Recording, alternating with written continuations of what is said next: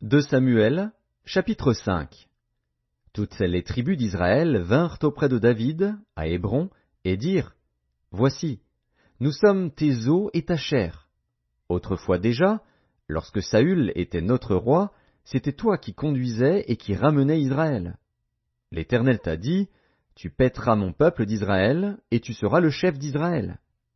Ainsi tous les anciens d'Israël vinrent auprès du roi à Hébron, et le roi David fit alliance avec eux à Hébron, devant l'Éternel. Ils oignirent David pour roi sur Israël.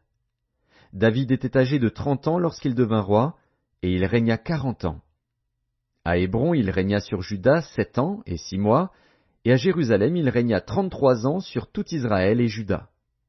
Le roi marcha avec ses gens sur Jérusalem contre les Jébusiens, habitants du pays. Ils dirent à David, Tu n'entreras point ici, car les aveugles même et les boiteux te repousseront.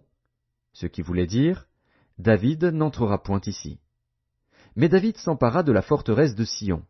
C'est la cité de David. David avait dit en ce jour, Quiconque battra les Jébusiens et atteindra le canal, quiconque frappera ces boiteux et ces aveugles qui sont les ennemis de David. C'est pourquoi l'on dit, L'aveugle et le boiteux n'entreront point dans la maison. David s'établit dans la forteresse, qu'il appela cité de David. Il fit de tous côtés des constructions, en dehors et en dedans de Millo.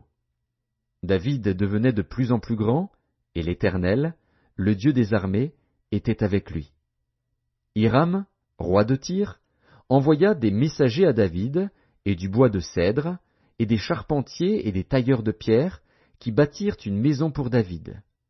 David reconnut que l'Éternel l'affermissait comme roi d'Israël, et qu'il élevait son royaume à cause de son peuple d'Israël. David prit encore des concubines et des femmes de Jérusalem, après qu'il fut venu d'Hébron, et il lui naquit encore des fils et des filles.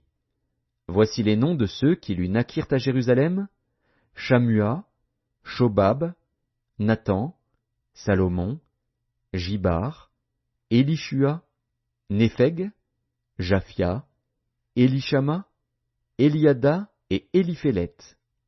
Les Philistins apprirent qu'on avait oint David pour roi sur Israël, et ils montèrent tous à sa recherche.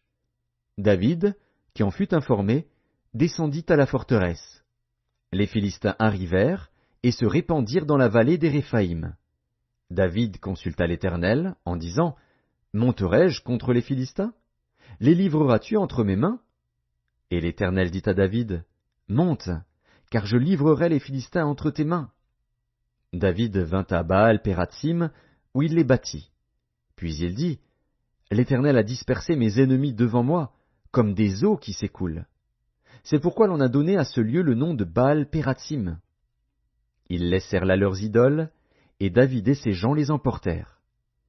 Les Philistins montèrent de nouveau, et se répandirent dans la vallée des Réphaïm.